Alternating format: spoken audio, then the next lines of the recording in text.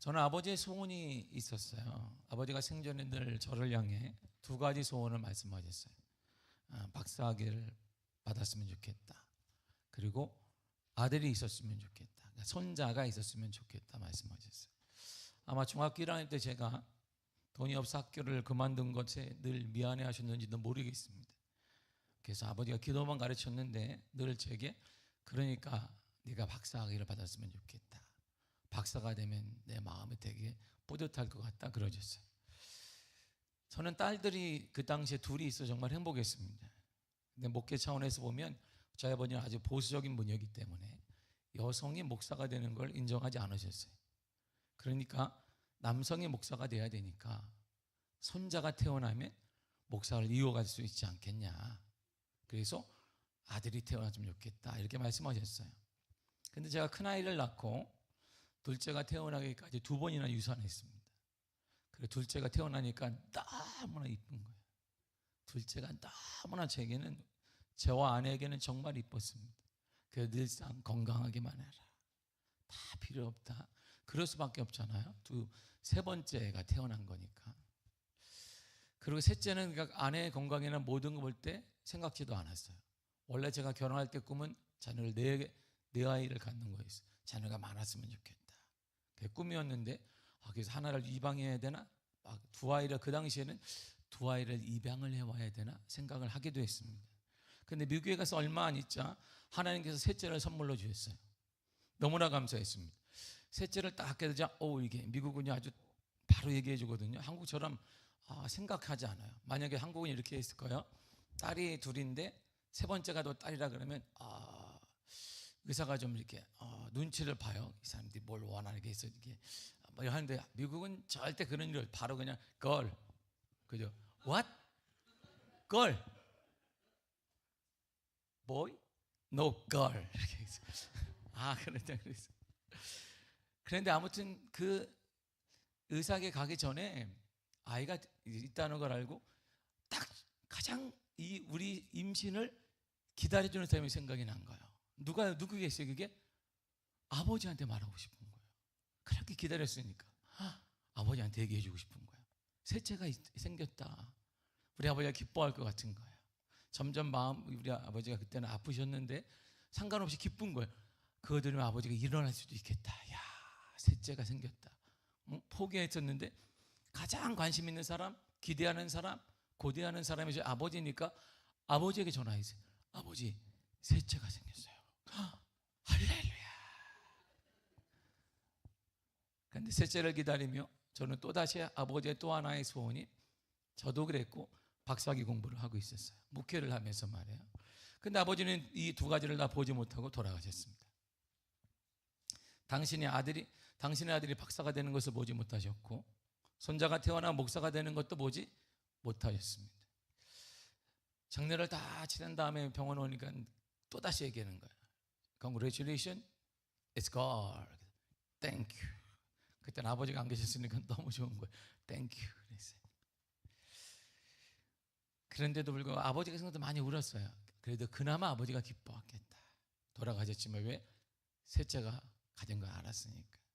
이처럼 우리가 가장 기쁜 소식이 내게 생기면 나를 기대하고 그 소식을 원하는 사람이 먼저 생각이 나요. 어제 광화문에서 8시에 BTS가 전 세계 가장 큰 핫한 한국의 우리 BTS가 우리 4년 만에 콘서트를 다시 열었습니다. 광화문이 꽉 찼어요. 제가 여기서 노예일 때문에 가다가 못 돌아오면 어떡하지? 근데 오히려 너무 잘 뚫렸어요. 막 안 쓰니까 쑥쑥 가는 거예요 전체. 그러다가 이야 이게 BTS 덕이다라는 생각을 저는 그 정도로 끝나는데 4년 만에 무대를 복귀했어요. 광화문이 꽉 찼습니다. 전 세계에서 10대만 20만 명, 30만 명이 들어왔다 그래요. 그래서 인도네시아에서는 10대가 갈까 봐 방학인데도 수업을 했어요. 그런데 그걸 학교를 안 가고 그냥 왔어요 애들이. 그러니까 미쳤다 그러면 안 되니까 기뻐하는 사람이 많은 거잖아요. 그럼 이 BTS의 이 복귀 무대를 누구에게 가장 먼저 알렸을까요? 우리처럼 그냥 BTS가 왔나? BTS가 오니까 좀 장사님 되겠네, 이런 사람한테 알릴까요? 가장 기대한 사람, 가장 기뻐하는, 이들이 언제 모일지 손꼽아 기다렸던 사람, 바로 이들의 팬클럽인 아미에게 알렸을 거예요. 네, 우리 그렇다고 우리가 왜 그들에게 먼저 알렸지? 우리는 사람도 아니냐? 나도 말이야, BTS가 한국말로 뭐지? BTS가 한국말로 뭐예요, 권사님들? 모르잖아. 우리는 뭐 방탄소년단인지 몰라요. 불평하지 않는단 말이에요. 이처럼 좋은 소식은 그걸 기다리는 사람, 간절히 고대하는 사람에게 알려지게 돼요. 오늘이 그 내용이에요. 하나님의 아들이 태어난다는 사건이 있었어요. 그 일을 누구에게 말해줘야 될까요? 아들을 기다린 사람. 하나님의 아들이 태어나면 뭔가 바뀔 거야, 소망이 있는 사람, 하나님의 아들이 태어나기만 나 인생은 달라질 거야, 이런 기대감이 있는 사람에게 알릴 거예요. 기다리고 있는 사람, 하나님의 약속을 흔들림없이 구약에서부터 쭉 믿고 기다리는 사람들, 언제나 변함없이 하나님을 사랑하는 사람들, 그리고 이게 기쁘고 인류사에서 가장 큰 기쁜 소식을 알려준 대상이 하나 있었어요. 8절을 다 같이 읽겠습니다. 시작. 그 지역의 목자들이 밤에서 자기 양떼를 지키더니. 목자였어요. 목자. 기다리는 사람들 많으면 학자도 있고 유대인도 있고 율법학자 바리새인들이 이들은 연구하니까 다 아는데 그들이 아니었어요. 목자들에게 그 소식을 알렸단 말이에요. 그 기쁜 소식이란 이런 거예요. 10절을 다 같이 읽겠습니다. 시작. 전사가 이르되 무서워하지 말라, 벌어 내가 온 백성에게 미칠 큰 기쁨의 좋은 소식을 너희에게 전하노라. 아멘. 자, 누구에게 말해요? 목자에게 말해야죠. 어떤 큰 기쁨의 좋은 소식, 아주 큰 기쁨의 좋은 소식을 너희에게 말해준다. 그래서 핀트가 좀 잘못되지 않았을까요? 원래 이들이 아니에요. 이들이 좀 기쁜 소식이라면 많이 배운 사람, 그리고 공부를 지금 열심히 바리새인처럼 하고 사두개인처럼 하고 있는 사람, 아니면 왕족이나 그 사람들에게 전해야 되는데 목자들에게 선사가 말하기를 큰 기쁨의 좋은 소식을 너에게 말해주는 거야. 그랬더니 그 기쁨의 소식이 뭘까요? 하니까 11절을 보겠습니다. 시작. 오늘 다윗의 동네에 너희를 위하여 구주가 나셨으니 곧 그리스도 주시니라. 아멘. 구원자가 나는 거야. 구원자가 난단다. 너희를 구원할 자가 나요. 이 말이 뭘까요? 이 말이 왜 목자가 지금 누구를 기다렸다는, 간절함으로 구원자를 기다렸다는 소식이에요. 이처럼 가장 기쁜 소식을 알려줘 듣게 한 사람이 바로 목자입니다. 예수님 당시 목자였어요. 그렇다면 예수님 당시에 목자가 누구였을까요? 성경을 보니까 레갑 자손의 후손들이에요. 레갑 자손이었어요. 베들레헴에서 밤을 지새우고 양을 돌보며 유목 생활을 하고 있는 레갑 자손의 후예들이에요. 이 레갑 자손은 겐족속이라고도 하는데 정확히 더 올라가면 모세의 장인의 족속이에요. 예수님 당시 목자들은 사회적으로 아주 낮은 계층의 사람들입니다. 바로 이러한 사람들, 사회적으로 철저히 무시되는 사람들, 권리가 없는 사람들, 존경받지 못하는 사람들, 그 사람들에게 인류의 가장 좋은 소식이 알려지게 된 거예요. 그 사람들 목자에게 전해졌어요. 그다음에 이들은 그러니까 다시 반대로 얘기하면 메시아를 간절히 기다리고 있던 사람들이라는 거예요. 그러니까 BTS의 복귀 소식을 아미에게 전하고 제 기쁜 소식을 아버지에게 전하듯이 말해요. 누구보다 간절함을 가진 사람들이 바로 목자들이었습니다. 자, 시간 거슬러면 이런 거예요. 바벨론 포로에서 1차로 귀환한 사람들이 있었어요. 3차에 걸쳐 귀환하는데 유다 백성들이 귀환하는데 거기에 학개와 스가랴가 선지자인데 동료를 받아서 파괴되었던 솔로몬 성전을 이들이 재건합니다. 솔로몬 성전이 무너지니까 다시 지었어요. 그리고 그 성전이 BC 예수님 탄생 전에 516년에 완공되었습니다.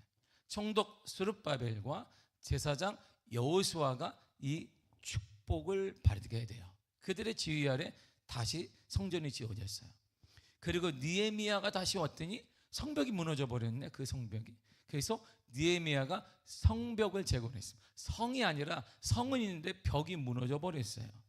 성전은 이미 완공되었는데 성벽이 무너지게 되니까 툭 하면 바벨론이 쳐들어오는 거예요. 뭐 그냥 성벽이 무너졌으니까 쑥 가서 갖고 가고, 이거 얼마나 지킬 수가 없으니 그냥 아무나 오는 거예요. 외침들이 많은 거야.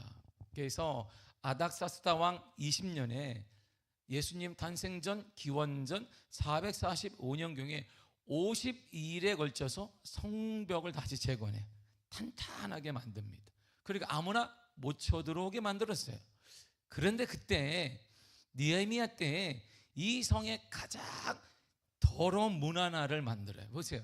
성의 소리가 변을 보잖아요. 그럼 이거를 성에 쌓으면 어떻게 되겠어요? 난리가 날 거예요. 그러니까 이걸 날라서 쳐야 되는데 그래서 거기에 똥물을 하나 만들어요. 영어로 보면 덩 게이트라고 하는데 여기 영어 해석을 잘 해놨어요. 똥이잖아요. 똥문을 하나 만들어 놨어요. 똥문을. 이 가장 더러운 똥문을 만드는 사람을 딱 지명했습니다. 그러니까 누구일까요? 느헤미야 3장 14절을 쉬운 성경을 읽겠습니다. 시작. 거름문은 레갑의 아들 말기야가 보수했습니다. 그는 100개 지역을 다스리던 사람입니다. 그는 문짝과 자물쇠와 빗장을 달았습니다. 아멘. 보세요. 예루살렘 성의 많은 문들 중에 똥문이 하나 있어요. 그 문은 예루살렘 성 안에 온갖 오물과 쓰레기를 실어 나르는 문이에요. 왜? 성 안에 두면 썩으니까 진동할 거예요. 성 밖으로 내보내야 된단 말이에요. 그래서 그 실어서 기드론 골짜기나 흰농 골짜기를 버리는 통로가 있었어요. 가장 냄새나고 천대받는 문이었는데 그 문을 만드는 사람이 누구였느냐? 말기야에게. 누구의 아들? 레갑의 아들 말기야가 하라 그랬어요. 그러니까 그 당시 얼마나 그 사람들이 천시받았는가 알 수 있는 거예요. 똥문을 누가 만들어? 고급진 양복을 입는 사람? 뭐 고위직이 만들어요? 기술이 다 가장 낮은 사람, 사회적으로 한 천시받는 사람이 똥문 만드는 거예요. 그렇잖아요. 똥문을 만들었습니다. 이들은 천시받는 사람이에요. 그 문을 만든 사람이 바로 레갑의 아들 말기야예요. 깨끗하고 화려하고 전쟁이 일어나게 되면 뭐 승전보가 울리고 거대한 문으로 이게 승전하는 사람이 들어오는 그 문은 만드는 사람이 또 있어요. 아니면 일반인들이 상업을 하거나 그러면 거래하고 돈 주고 왔다 가는 문도 있어요. 그건 깨끗해야 되잖아요. 그런데 이 더러운 문, 아무도 막고 싶지 않았던 이 똥문을 레갑의 아들 말기야가 맡았어요. 그리고 그 손이 바로 목자들인 거예요. 레갑 자손들이에요.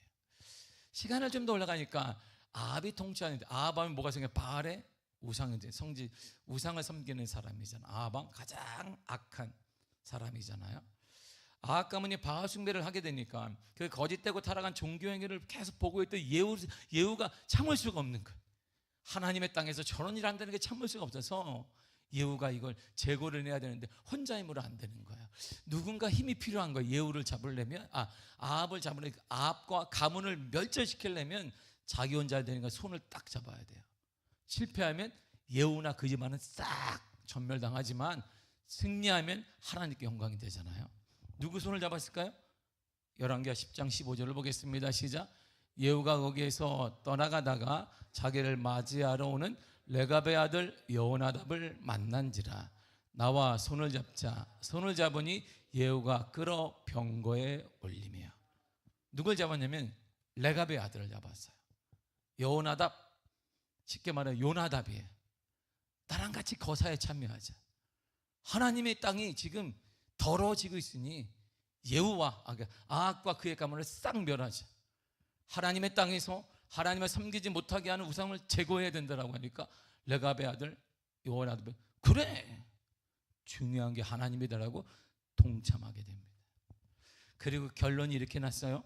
열왕기하 10장 17절입니다. 시작. 레갑의 아들 17절. 사마리아에 이르러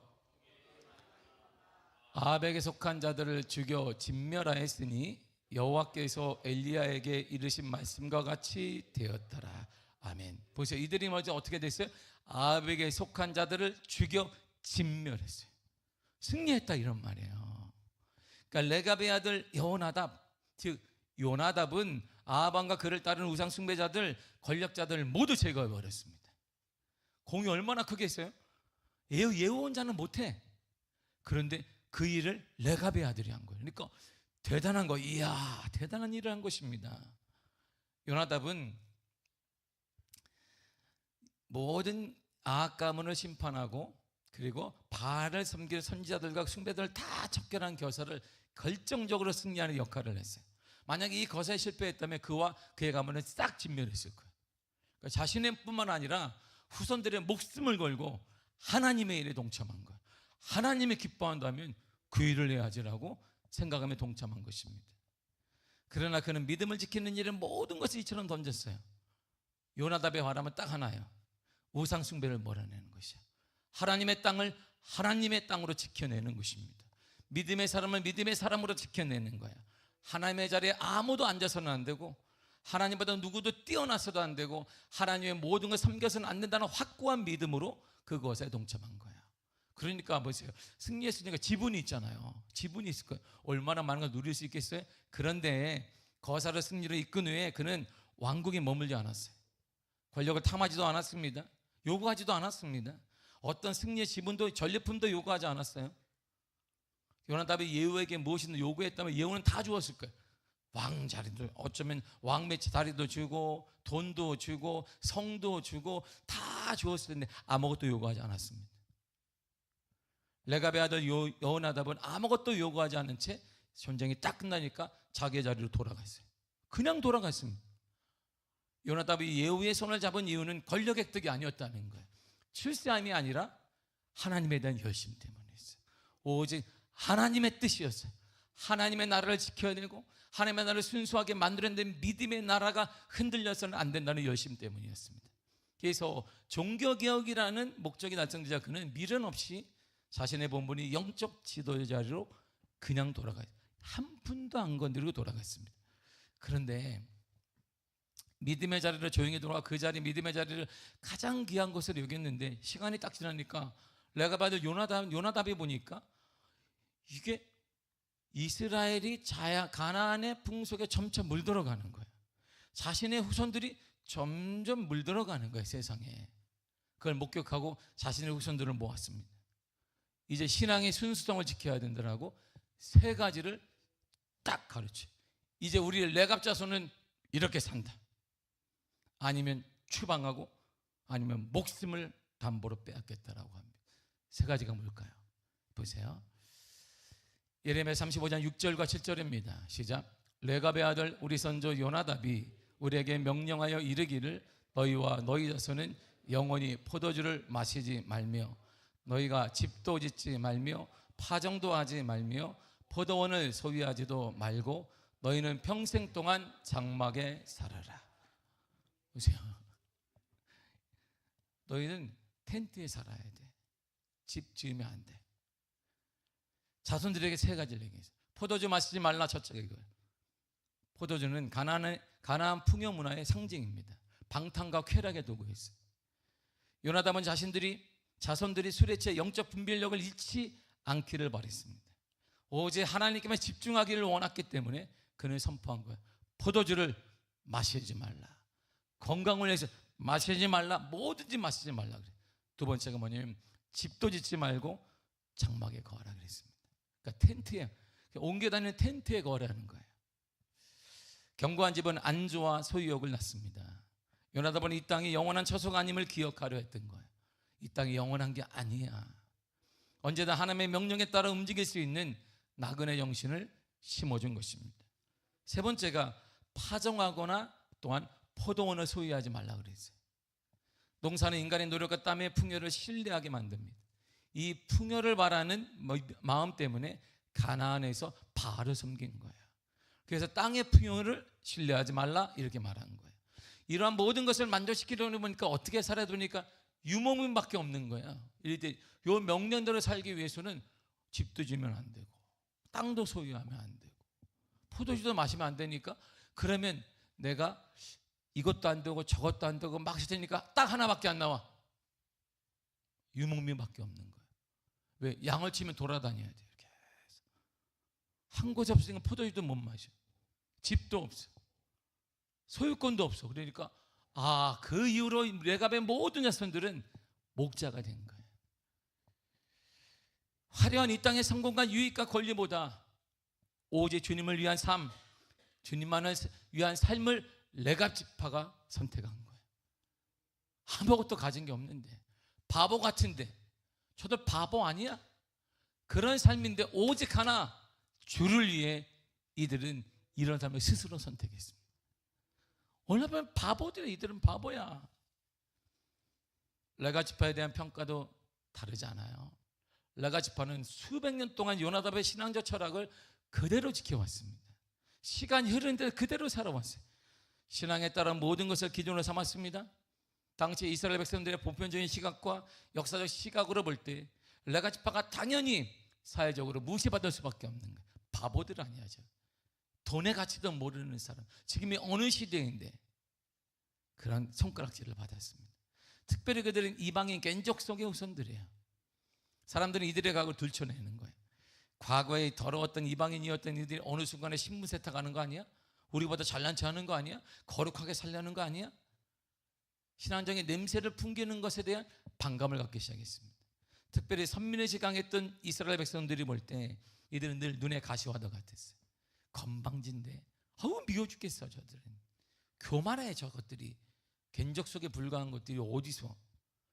또한 가나안에 정착한 이스라엘은 반듯한 집을 지었어요. 광야 40년 동안 이들도 집을 안 지었지만 가나안에 딱 들어가니까 이제 반듯한 빌라도 짓고 아파트도 짓고 3층으로 짓고 발달하니까 10층으로 짓고 더 발달해 30층으로 짓고 엘리베이터도 놓고 그랬어요. 하다 보니까 또 주차장도 있어야 하고 하다 보니까 뭐 점점 많아지는 거예요. 그런 도시 정착 문화에 익숙해져 있어요. 이런 문화와 문명이 발달한 시대에 레갑 자손의 삶을 보세요. 사회 부적응자들 아니야? 고집불통 야만인들 아니야? 아이고야, 지금 어느 시대인데 믿음으로 살아? 이야 참, 정말 지금이 어느 시대인데 믿음이 통한다고 믿는 사람들이 있네? 손가락질을 받는 거예요. 세상은 믿음이 아니라 돈이 최고인 거야. 세상은 건물주, 하나님이 위에 건물주가 있는 거야. 이게 사고인데 다 필요 없이 유목민 생활을 하는 거야. 세상에 재미있는 게 얼마나 많은데 고리타분하게 교회에서 만족을 얻는다? 세상 사람들 눈에 이들의 삶은 우리 믿음의 삶과 크게 다르지 않아요. 우리가 믿음으로 살았으면 아마 이렇게 평가받았을 거예요. 더구나 이들은 지나치게 엄격한 금욕주의적인 삶을 살았습니다. 포도는 당시 이스라엘 축제와 일상에서 기쁨을 주는 일반적인 음료였습니다. 또한 건강을 위한 음료였어요. 이를 평생 그만한 레갑 자손의 모습을 주변 사람들이 참 유별나네. 아이고야, 한 잔에 아이고 유별나다야. 고쳐 아이고야, 신앙생활 내가 아는 장로님도 해, 내가 아는 모두 해, 다 해. 아이고야, 넌 뭔데 유별나다 유별나. 인생의 즐거움도 모르고 이야 참 답답한 거냐. 꽝 막혀가지고 아이고 고리타분하다. 비웃음의 대상이 됐습니다. 한마디로 이들은 세상에서 바보들이었어요. 바보가 되기로 선택한 사람들이었어요. 정확히 말하면 바보로 살겠다고 커밍아웃한 거예요. 우리들은 바보처럼 살겠습니다. 세상은 지금 우리들 이렇게 보는 거야. 봐야 하는데 말이에요. 그런데요, 놀라운 게 있어요. 하나님은 이들을 귀하게 여겼다는 거야. 하나님도 이들을 보고 계셨다는 거야. 하나님의 눈은 이들에게 집중되어 있었어요. 하나님은 그들이 믿음으로 살아가는 그 모습에 감동하셨어요. 그래서 가장 큰 기쁜 소식을 세상에 잘 나가는 사람, 성공한 사람, 예수 이름을 팔면서 내가 그래서 성공한 거야, 그래서 내 자녀가 잘 된 거야, 이렇게 말하는 사람이 아니라 주님 때문에 누릴 수 있는 걸 포기했던 그 사람에게 가장 큰 기쁜 소식을 전해준 거예요. 얘들아, 구주가 나셨다. 구주가. 사람들의 인기를 취하는 것보다 하나님의 인정을 받기를 원했던 사람이 레갑 자손이었습니다. 비록 사람들에게 무시당하며 똥문을 만들거나 힘들고 소외된 삶을 살도록 사람들은 몰아세웠고 어심여겼습니다. 그러나 하나님은 이들을 보고 계셨던 거야. 하나님은 이들을 사랑하셨습니다. 하나님은 이들과 함께 하셨습니다. 하나님 이들의 수고와 절제와 헌신 등을 다 알고 계신 거예요. 하나님은 당신 때문에 무시당하던 이들을, 하나님 중심으로 살고자 했다는 이유만으로 무시당하던 이들을 진정으로 사랑하신 거예요. 그래서 불순종한 시대를 향해 진정한 신앙인을 말할 때 늘 거론되는 사람들이 있었어요. 예레미야 35장 14절을 읽겠습니다. 시작. 레갑의 아들 요나답이 그의 자손에게 포도주를 마시지 말라 한 그 명령은 실행되도다. 그들은 그 선조의 명령을 순종하여 오늘까지 마시지 아니하여거늘 내가 너희에게 말하고 끊임없이 말하여도 너희는 내게 순종하지 아니하도다. 예레미야가 동족에게 말하는, 하나님이 그렇게 말했지 않느냐? 하나님께 돌아오라고 말했지 않느냐? 하나님이 이 땅의 주권자라고 말했는데 아무도 듣지 않았다. 그러나 레갑의 후손들은 바보 같은 그 명령임에도 불구하고 평생 마시지 않으며 신앙을 지켰다. 신앙의 상징이 레갑 자손이 된 거예요. 레갑 자손.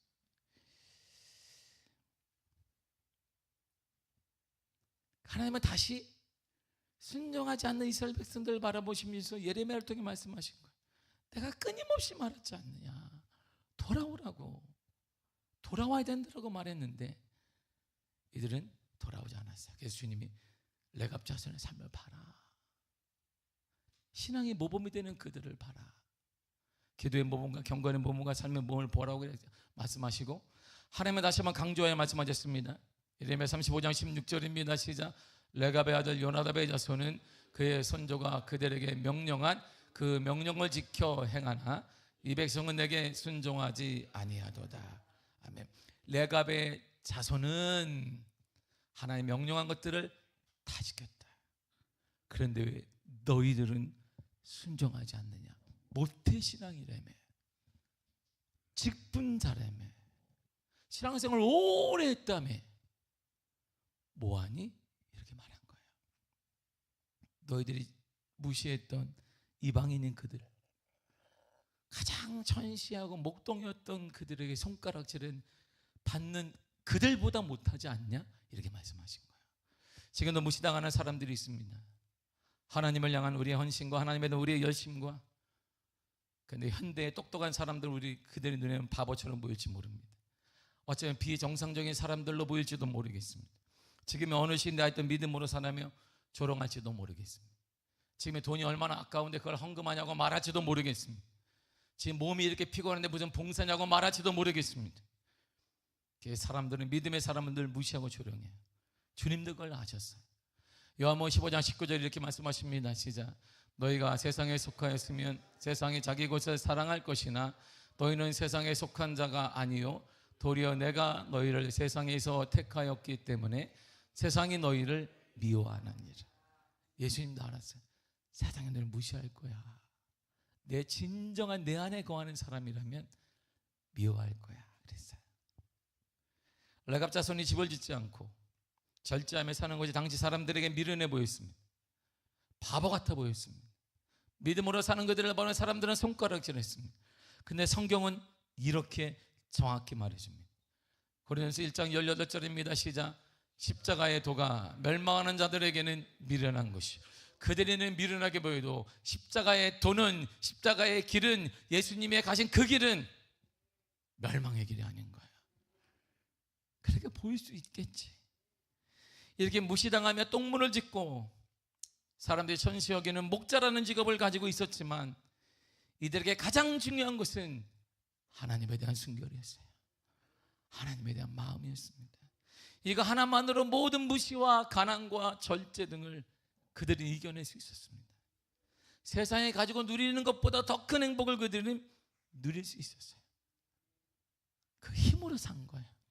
사람들은 바보라고 말하는데 괜찮은 거예요. 하나님의 위로와 하나님의 돌보심과 하나님의 힘을 주시는 거야. 그걸 간증이라고 말하는 거예요. 은혜라고 말하는 거예요. 이것이 바로 신앙의 힘이며 기쁨입니다. 예레미야 35장 18절과 19절 읽겠습니다. 시작. 너희가 너희 선조 요나답의 명령을 순종하여 그의 모든 규례를 지키며 그가 너희에게 명령한 것을 행하였도다. 그러므로 만군의 여호와 이스라엘 하나님께서 이와 같이 말씀하시기라. 레갑의 아들 요나답에게서 내 앞에서 설 사람이 영원히 끊어지지 아니하리라. 사람들 무시했는데 하나님은 레갑의 아들 요나답 노후손 중에 내 앞에 설 사람이 영원히 끊어지지 않을 거야. 내 앞에 설 사람 표현은 원래 제사장에게 쓰이던 말이에요. 레갑 자손의 신실함이 하나님과의 친밀함을 영원히 유지하게 만든다는 거예요. 하나님의 위로가 있으며, 하나님의 공급이 있으며, 하나님의 축복이 있으며, 하나님의 만져주심, 하나님의 위로가 있으며, 하나님의 돌보심이 있다는 거야. 이게 레갑 자손이야. 그래서 성경은 우리에게 이렇게 말합니다.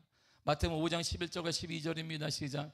나로 말미암아 너희를 욕하고 박해하고 거짓으로 너희를 거스려 모든 악한 말을 할 때에는 너희에게 복이 있나니 기뻐하고 즐거워하라. 하늘에서 너희의 상이 큼이라.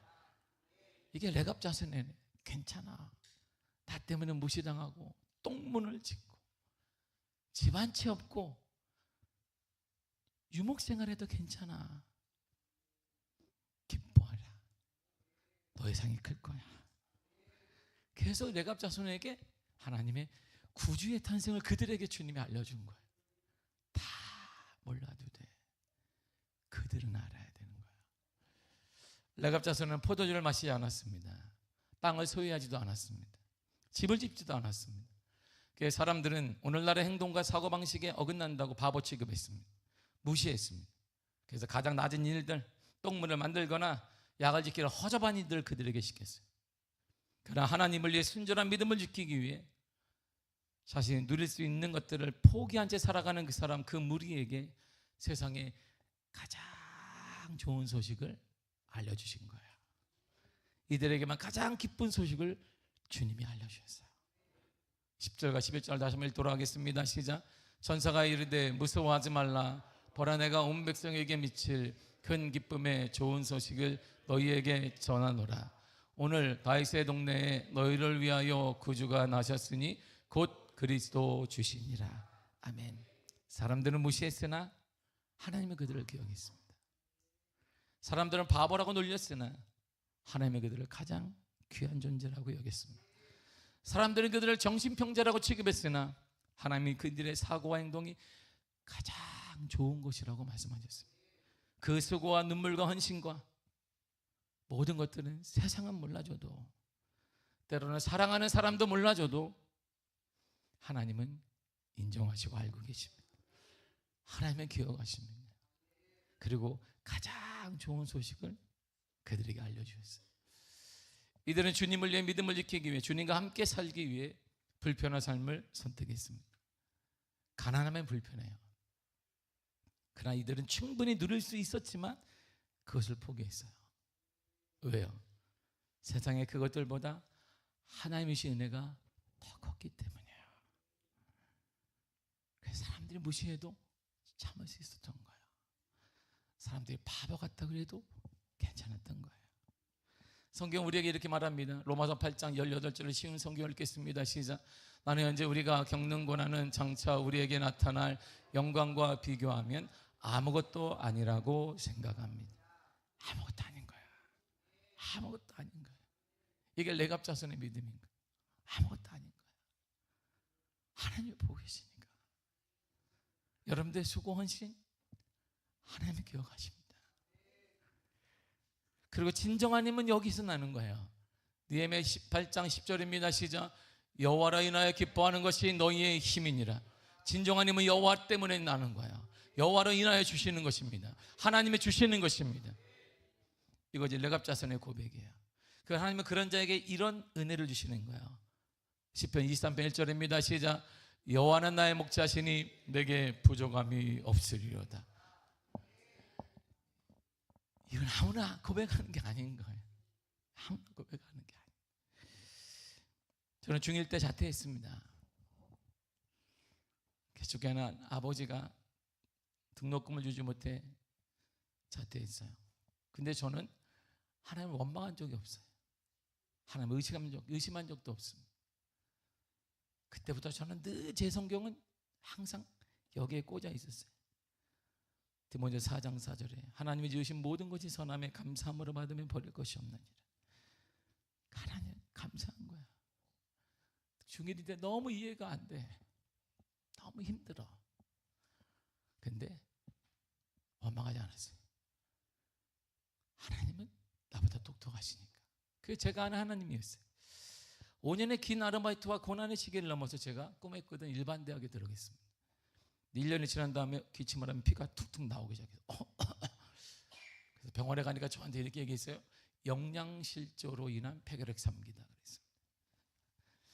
그때 저는 의심하지 않았어요. 하나님, 나 열심히 살았어요. 정말 정직하게 살았습니다. 24시간을 나는 쪼개며 살았습니다. 공부 쪼개며 했고, 돈이 되면 학원에 다니고 못 되면 열심히 벌어서 헌금했습니다. 아버지 교회. 근데 폐결핵 3기래요. 툭한 피가 나와요. 근데 저는 그때도 원망하지 않았어요. 의심하지도 않았습니다. 똑같았어요. 하나님이 지으신 모든 것이 선함에 감사함을 버릴 것이 없느니라. 그 세상에서 제가 가장 아름답고 사랑하는 여인과 결혼했습니다. 참 위로를 많이 받았어요. 내게 하나님 이런 복을 주시는구나. 그리고 하나님 미국 가서 교회도 부흥됐습니다. 근데 제 아내가 암판정을 받았어요. 저는 그때 아버지 이후로 가장 많이 울었습니다. 밤마다 혼자가 유치원 다니는 꼬마 아이가 있고 고등학교 3학년 아이가 있고 중학생이 있는데 집에서는 알 수가 없어요. 혼자 시험관 쪽에 매일 울었습니다. 하나님 이해가 되지 않습니다. 그래서 저는 의심하지 않았어요. 그때도 원망하지 않았습니다. 하나님이 지으신 모든 것이 선함에 감사함을 받으면 버릴 것이 없을 것이다. 바로 그때 큰아이가 고3이었는데 중학교 다닐 때부터 얘가 늘 전교 1등을 했어요. 고등학교 졸업할 때까지. 아빠는 시카고 대학에 들어갔다. 한 번만 더 주면 안 될까? 돈이 없다. 저를 카페에 불렀는데 둘이 펑펑 울었습니다. 미안하다, 아빠가 돈이 없다. 아빠가 돈이 없어. 내가 중학교 1학년 때 우리 아버지도 그랬는데 미안하다. 그때 많이 울었어요. 그러나 그때도 원망하지 않았어요. 의심하지 않았습니다. 지금은 내가 정말 이해되지 않지만 하나님이 지으신 모든 것은 선한 것일 거다. 그리고 5년 전에 저희 어머니가 쓰러졌어요. 그때 정말 화가 났습니다. 아버지를 했다가 늘 빚진 마음이 있는데 어머니께 뭔가 잘해드리려고 했어요. 어머니 쓰러졌어요. 많이 울었어요. 그때도. 하나님, 누구에게 말합니까 목사가? 근데 그때도 하나님 원망하지 않았습니다. 의심하지도 않았어요. 하나님이 지으신 모든 것은 선한 것이다. 됐다. 하나님은 내 삶을 아시는 거야. 비록 바보 같다 해도 재산 하나도 없다 해도 하나님은 내가 사랑한 걸 주님은 아신다. 내 동기들이 하는 얘기가 있어. 너는 바보 같냐? 내가 담임 목회를 26년 했고 적지 않은 교회를 내가 부흥시켰는데 왜 너는 생활이 똑같니? 왜 재산이 하나 없냐? 늘 동기들이 저한테 하는 얘기 없어요. 무능력한 아빠이고 무능력한 남편이에요. 근데 저는 한 가지는 알아요. 나는 주님을 사랑합니다. 그럼 하나님은 아세요. 하나님은 아시는 거예요. 하나님은 내 신앙을 지키기 위해 내가 어떻게 살았는지 하나님은 아시는 거예요. 그러면 이게 레갑자손의 삶이었던 거예요. 무시당할 수 있을 거예요. 이해받지 않을 수 있으나 이들은 정확한 신앙이 한 가지 있었습니다.